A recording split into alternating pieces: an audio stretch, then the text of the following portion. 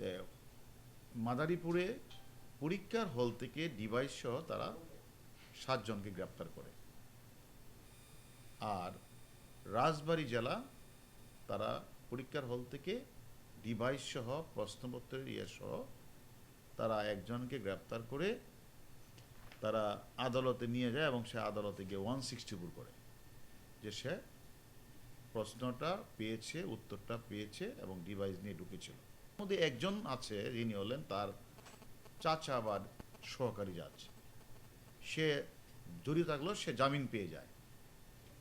পরবর্তী পর্যায়ে আমাকে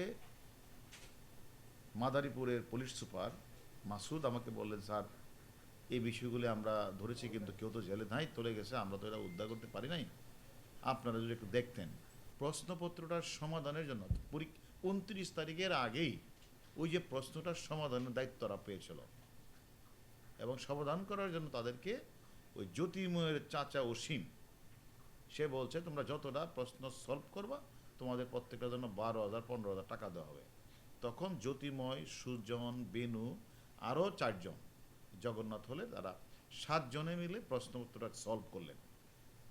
আর এদিকে অসীম যে জ্যোতির্ময়ের চাচা সে আবার যত লোকের কাছ থেকে পরীক্ষা পাস করিয়ে দেওয়া, রিটেন পাস করিয়ে দেওয়া, চাকরির জন্য 10 লাখ 12 লাখ কন্ট্যাক্ট করেছেন এবং পরীক্ষা যাওয়ার আগেই তার মোবাইলগুলিতে ডিভাইসের মাধ্যমে উত্তরপত্র চলে যাবে সেই ইয়েতে তাদের কারো কাছ থেকে 3 লাখ, কারো কাছে 5 লাখ, আর রিটেনে পাস করে তাদের কাছ থেকে বাকি টাকাটা নেবে, এ শর্তে তারা চুক্তিবদ্ধ হবে। আমরা যখন জ্যোতিময়, বেনু সহ ওদেরকে গ্রেপ্তার করলাম, তাদের জিজ্ঞাসা হল তোমরা কার কাছে প্রশ্নটা দিয়েছ? সে বললো যে আমি মাদারীপুরের মনীষ গাইন, পঙ্কজ গাইন, লাভলি মণ্ডলের কাছে আমরা পাঠিয়েছি। আমরা এই 3 জনকেও ধরে নিয়ে আসলাম এবং 164 করানোর পরে তারা বললো হ্যাঁ আমরা পরীক্ষা যাওয়ার আগ মুহূর্তে আমাদের কাছে আমাদের মোবাইলে উত্তরপত্রটা চলে আসে, আমরা সেটা আমাদের কাছে প্রমাণ আছে, সেটা দিয়ে আমরা ফিল আপ করে আসি, আমরা পরীক্ষা টিকেছি।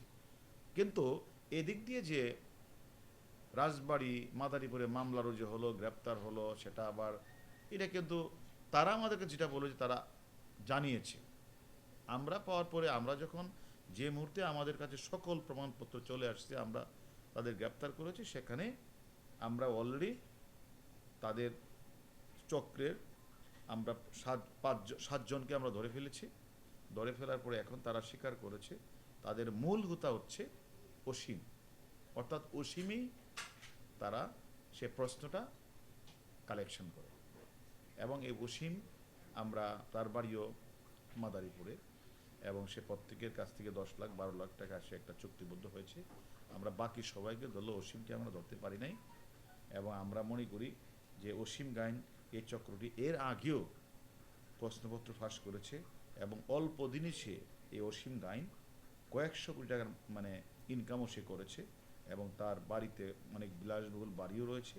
এছাড়া এই অসীম গাইন আদম ব্যবসা, হন্ডি ব্যবসা, ডিস কেবল, নেটওয়ার্কেরও জড়িত এবং এলাকায়ও তার একটা রাজনৈতিক প্রভাব রয়েছে এবং সে এই পরীক্ষার আগেও বিভিন্ন পরীক্ষাগুলিতে সে এইভাবে প্রশ্নগুলি কীভাবে আউট করে নিয়ে সে দিয়ে তার আত্মীয় স্বজনকে দিয়ে সেগুলি সলভ করে সে এইভাবে প্রশ্নপত্রগুলি পরীক্ষায় যাওয়ার পূর্বমুহূর্তে ডিভাইস করে সে মোবাইলগুলিতে পাঠিয়ে দিয়ে এভাবে সে মানুষকে চাকরি পাওয়ার চেষ্টা করছে আর সে লক্ষ লক্ষ টাকা, কোটি কোটি টাকা সে হাতিয়ে নিচ্ছে।